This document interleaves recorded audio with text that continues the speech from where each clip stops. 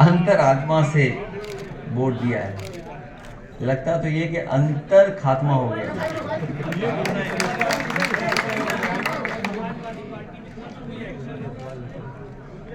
जो let down नियम है उनके तहत कार्रवाई होगी। और सबसे बड़ी बात तो यह है कि जिस वोट से वो जीत करके आए हैं उसको कैसे फेस करेंगे आप। बीजेपी से लड़कर के आए, बीजेपी से मुकाबला कर करके आए, तो जिस वोट ने आपको जिता करके भेजा है, अब आपकी अंतरात्मा उन वोटर्स के लिए क्या कहेगी। जो सामने आपके खड़े होंगे वोटर्स, उनका जवाब क्या देंगे।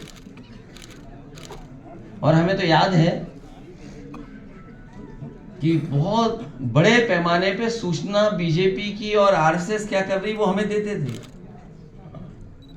हमें तो दुख इस बात का है, जानकारी हमें कौन देगा। हमारे पीछे जो बैठते थे वो बीजेपी और आरएसएस की हमें सूचना देते थे कि अब हमें कौन देगा वो सूचना।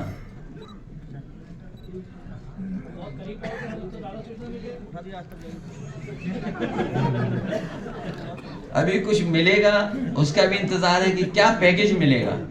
आप सब अब मीडिया हाउसेस हैं, कॉर्पोरेट हाउसेस हो गए हैं, तो पैकेज क्या मिलेगा ये इसका इंतजार है सबको।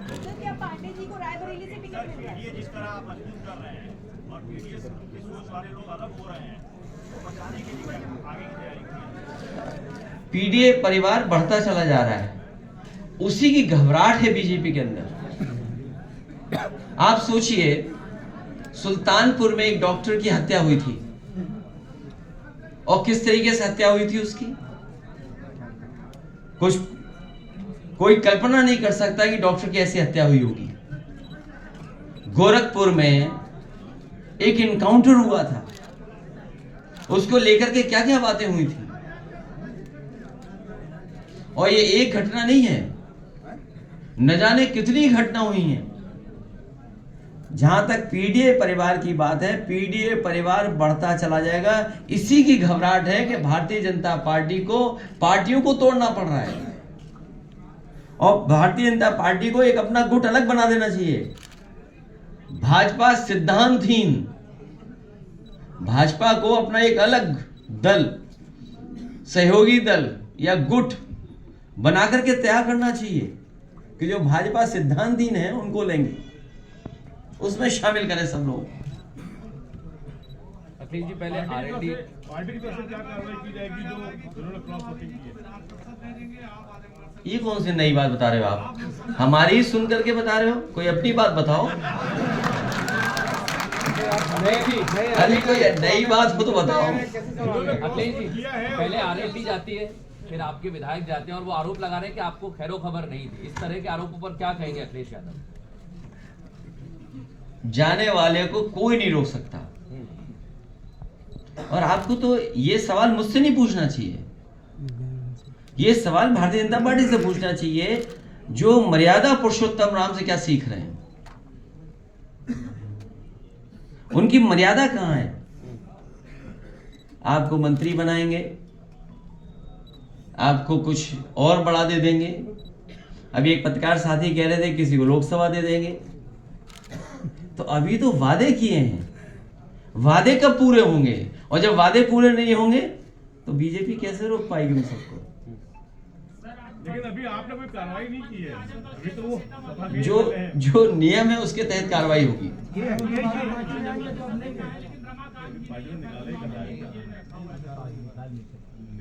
उनके सामने जानबूझ करके भारतीय जनता पार्टी ने संकट पैदा किया है। क्या कुछ की वापसी की उम्मीद है? क्योंकि अभी आपने कोई कार्रवाई की नहीं है। आप भी यहीं रहते हो, हम भी यहीं रहते हैं। कोई नए समीकरण बना रहे हैं आप? और भाजपा के दो लोग इधर आ गए, क्या पार्टी ज्वाइन करेंगे? लोगों ने क्रॉस वोटिंग की थी, उनका ये कहना था कि हमको सम्मान नहीं, सवाल ये नहीं है। सवाल आप लोग पत्रकार साथियों, क्या पैकेज, जैसा दाना वैसा गाना।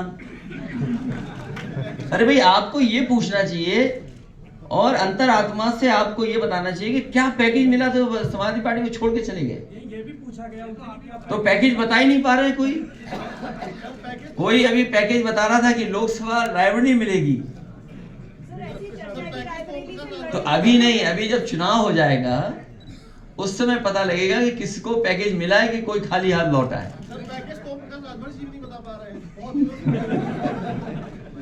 सर आपका मैनेजमेंट क्या कह रहा है? हमारा मैनेजमेंट नहीं, अब स्वार्थ किस पे स्वार्थ नहीं छिपा, लालच, लोभ, सरकार का दबाव कितना है सोचिए आप। मैंने आपसे क्या कहा, जिस समय सुल्तानपुर में एक डॉक्टर की हत्या हुई उस समय सरकार के बारे में क्या कहा गया, गोरखपुर में एक इनकाउंटर हुआ उस समय सरकार के बारे में क्या बोला जा रहा था, एक मां बेटी जिंदा जला दी गई, मां बेटी को जिंदा जला दिया गया बुलडोजर चला करके। तब इनकी अंतरात्मा कहां थी, तब अंतरात्मा हमारे साथ थी। ये मैनेजमेंट नहीं, मैनेजमेंट से ऊपर वाला काम हुआ है। लेकिन तोड़ तो आपने भी कर दी सामने वास्तव में। पुल बना दिया। तो टैग तो उनका लिया कि नहीं?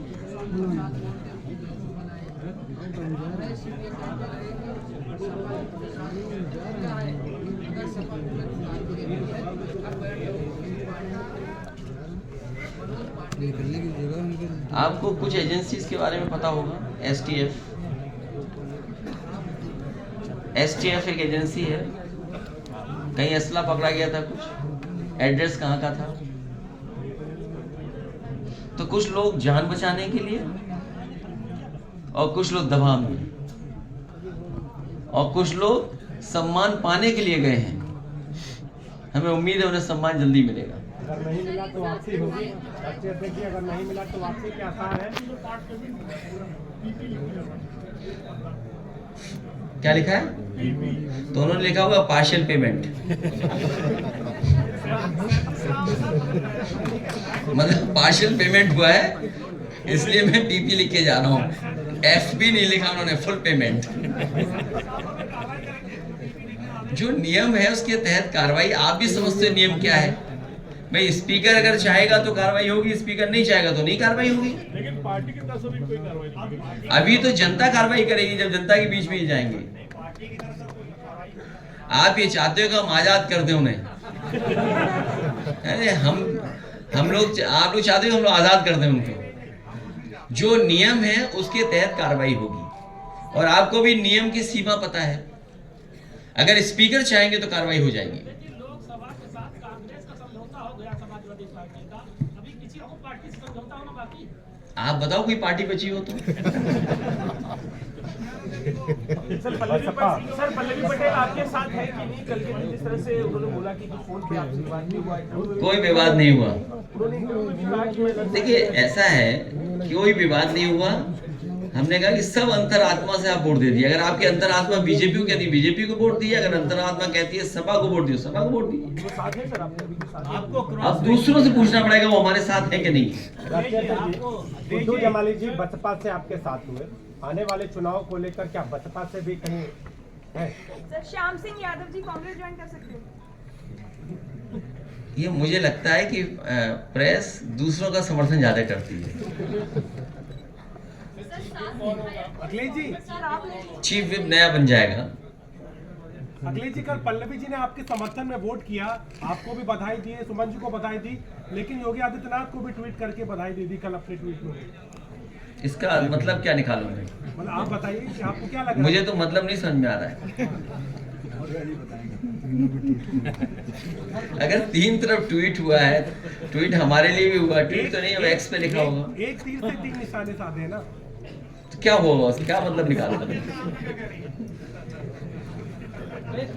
आप भी समझ रहे हो कि क्या मैं क्या सोच रहा हूँ? सर श्याम सिंह यादव जी को कांग्रेस ही आप लोग ले रहे हैं क्या, सपा ले रही है? अभी आपने कहा कि वो कांग्रेस में जाना चाहते हैं। अगर कांग्रेस में जाना चाहते हैं तो अच्छी बात है। सर मौर्य ने एक नई पार्टी बनाई और इंडिया गठबंधन में शामिल होने के लिए प्रयासरत हैं, क्या उन्हें गठबंधन में लिया जाएगा? कौन सा चैनल है?